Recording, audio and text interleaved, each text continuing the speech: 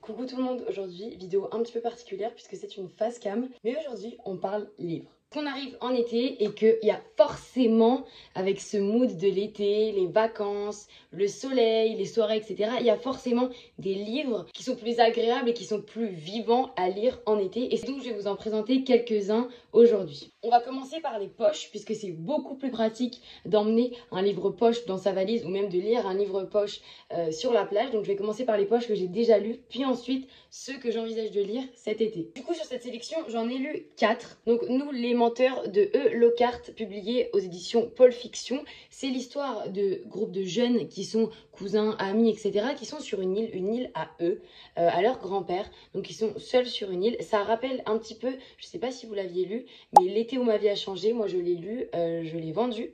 Mais ça rappelle un peu cet univers et je trouve que je m'égare un peu. Il va y avoir quelques drames, quelques non-dits, etc. Et on va suivre ce groupe de jeunes qui est très uni, mais voilà, il y a vraiment des non-dits et cette tension et le fait qu'ils soient sur une île, donc qu'ils se baladent, qu'ils soient en vacances, etc., ça rajoute vraiment, vraiment quelque chose. Jenny Han, on a la suite de À tous les garçons que j'ai aimés. Donc j'avais regardé le film quand il est sorti, évidemment, sur Netflix, et du coup je me suis empressée de les acheter par la suite.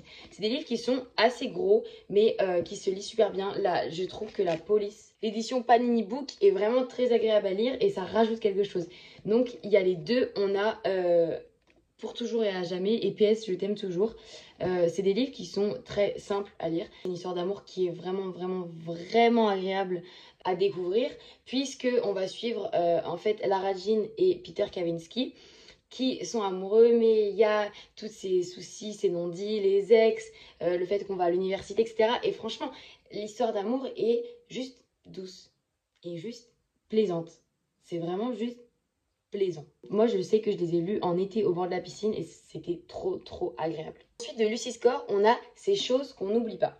J'ai adoré ce livre, je suis en train de le lire, je l'ai bientôt fini, je vais le finir aujourd'hui. Mais je vous en parle puisque c'est l'histoire en fait de Naomi qui a une sœur jumelle qui s'appelle Tina. Mais Tina, c'est une arnaqueuse, c'est une voleuse, c'est quelqu'un vraiment de peu fréquentable. Sauf qu'en fait, Tina va l'appeler la veille de son mariage en lui disant « Besoin de ton aide, il faut que tu viennes dans la ville où je suis ».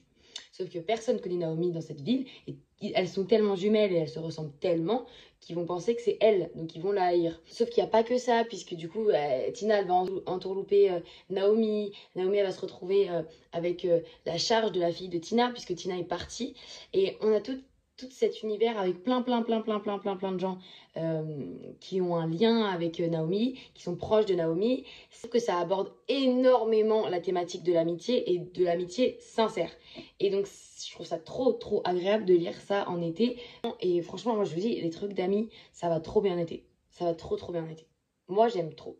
Ensuite, pour ceux que j'ai pas lus, on a tout ça. Virginie Grimaldi, évidemment, Virginie Grimaldi, je pense que c'est une autrice à lire en été. Ça dépend lesquelles, mais en général, c'est une autrice à lire en été. C'est des histoires qui sont simples, c'est des histoires qui sont plaisantes.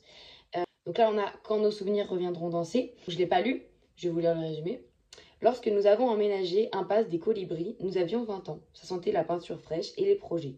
Nous nous prêtions main forte entre voisins en traversant les jardins non clôturés. 3 ans plus tard, les haies ont poussé et nous nous adressons la parole qu'en cas de nécessité absolue.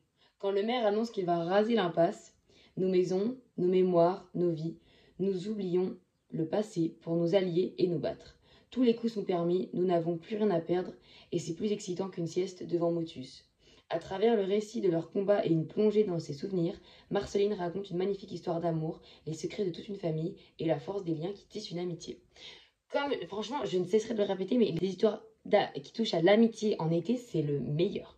C'est le meilleur. J'ai sélectionné 2 petites de David Fuenkinos. Je trouve que c'est assez sympa David Fuenkinos et ça fait réfléchir. Les livres, ils sont courts, ils sont beaux. Bon, là, c'est la vieille édition folio, mais ils sont beaux. Et c'est hyper pratique, en fait, de lire ça sur la plage. Ça va vite. La police, elle est top. Franchement, c'est bénef. Donc, Charlotte et la délicatesse. Je voulais résumer. Ce roman retrace la vie de Charlotte Salomon, artiste peintre morte à 26 ans, alors qu'elle était enceinte. Après une enfance à Berlin marquée par une tragédie familiale, Charlotte est exclue progressivement par les nazis de toutes les sphères de la société allemande. Elle vit une passion amoureuse fondatrice avant de devoir tout quitter pour se réfugier en France. Exilée, elle entreprend la composition d'une œuvre picturale autobiographique d'une modernité fascinante. Se sachant en danger, elle confie ses dessins à son médecin en lui disant « C'est toute ma vie ». Portrait saisissant d'une femme exceptionnelle, évocation d'un destin tragique. Charlotte est aussi le récit d'une quête, celle d'un écrivain hanté par une artiste et qui part à sa recherche. Intéressant. Ensuite, pour la délicatesse. François pensa, si elle commande un déca, je me lève et je m'en vais. C'est la boisson la moins conviviale qui y soit. Un thé, ce n'est guère mieux. On sent qu'on va passer des dimanches après-midi à regarder la télévision. Ou pire, chez les beaux-parents. Finalement, il se dit qu'un jus, ce serait bien. Oui, un jus, c'est sympathique. C'est convivial et pas trop agressif. On sent la fille douce et équilibrée. Mais quel jus! Mieux vaut esquiver les grands classiques. Évitons la pomme ou l'orange. Trop vu. Il faut être un tout petit peu original, sans être toutefois excentrique. La papaye ou la goyave, ça fait peur. Le jus d'abricot, c'est parfait. Si elle choisit ça, je l'épouse. Je vais prendre un jus... Un jus d'abricot, je crois, répondit Nathalie. Il la regarda comme si elle était une effraction de la réalité. Donc, voilà pour David Fuenquinos. Ensuite, on a Tous nos jours parfaits de Jennifer Niven. Donc, pour le résumer, un matin sur le toit du lycée, Fish sauve Violette.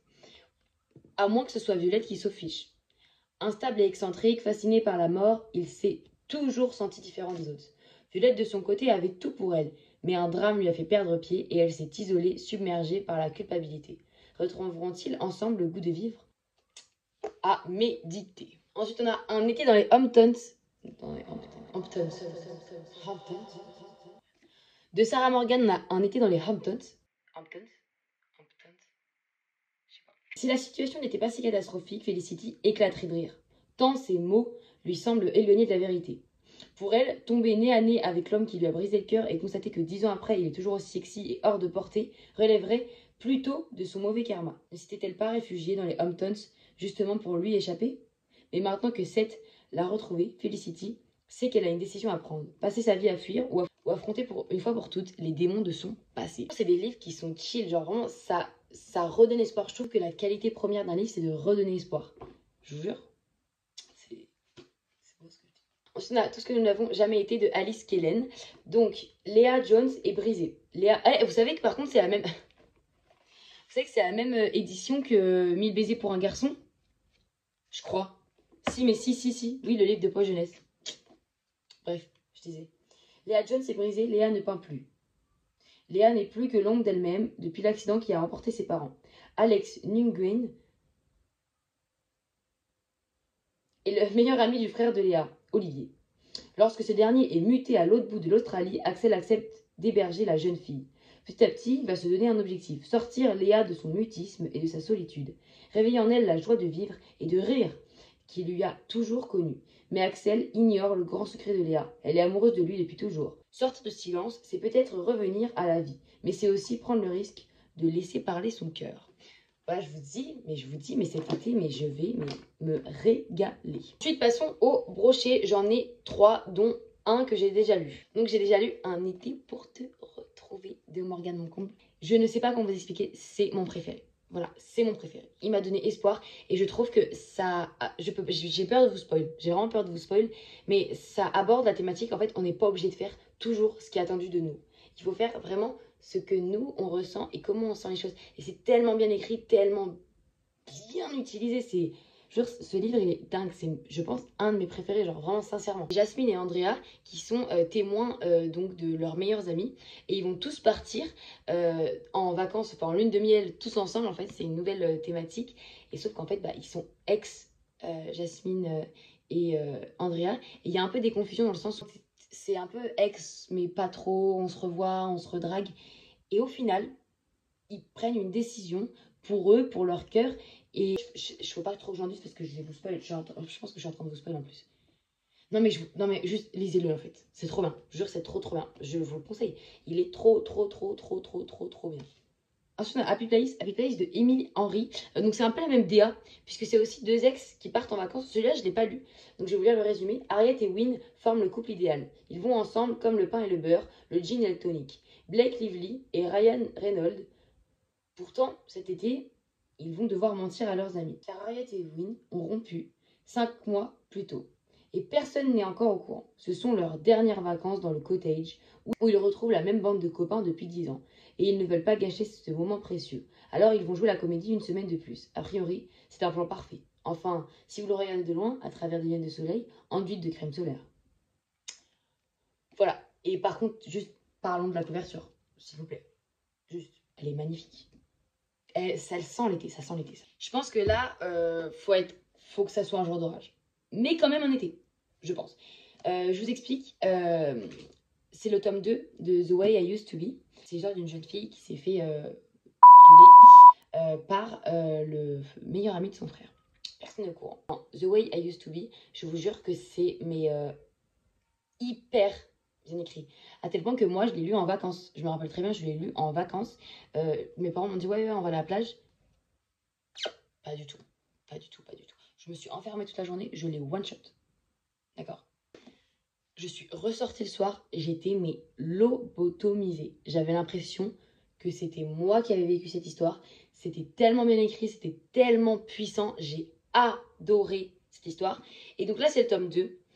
J'ai hâte de le découvrir. Bon, je voulais le résumer. Survivre, puis réapprendre à vivre. Le chemin de guérison d'Eden à travers sa quête de justice, de liberté et d'amour. Après avoir été violée, Eden a enduré 4 ans de silence, de terreur et de rage. Ah oui, dans le 1, on suit les 4 ans, hein. Donc c'est puissant. Aujourd'hui, elle essaie de reprendre pied. Il y a la fac, d'abord, avec son lot de défis et de nouveautés. Il y a le procès de son agresseur. Bah voilà, donc c'est spoil. Parce que je peux spoil du coup. Bah, moi je vais pas le dire quand même. Je vais pas le dire quand même au cas où. Donc, le procès de son agresseur en préparation, bien sûr. Et puis, il y a Josh. Josh qui tente de faire la paix avec ses propres démons. Josh avec qui peut-être une deuxième chance est possible.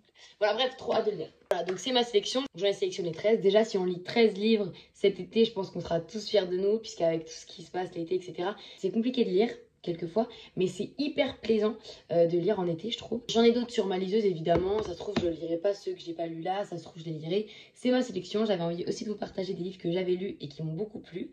D'ailleurs, je vous ai parlé un peu plus tôt de l'été où ma vie a changé, et ça, je vous le conseille également. Mais comme je ne l'ai pas en physique, vu que je l'ai vendu sur Vinted, donc je voulais pas trop mettre des livres que je n'avais pas en présentiel. Même sur ma liseuse, je ne vous ai pas montré. Je voulais montrer que des livres que j'avais.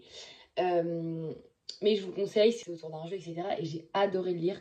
Franchement, j'ai un très très bon souvenir de mes lectures de l'année dernière, de l'été dernier. C'était vraiment vraiment hyper plaisant.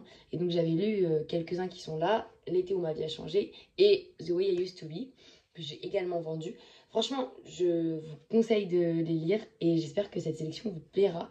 N'hésitez pas à me faire vos retours sur qu'est-ce qui vous a plu, si vous êtes d'accord avec moi, si vous ne l'êtes pas aussi. Je trouve ça hyper important d'échanger sur différents avis lecture et je suis très contente de pouvoir le faire. C'est tout pour moi et puis on se retrouve du coup la semaine prochaine.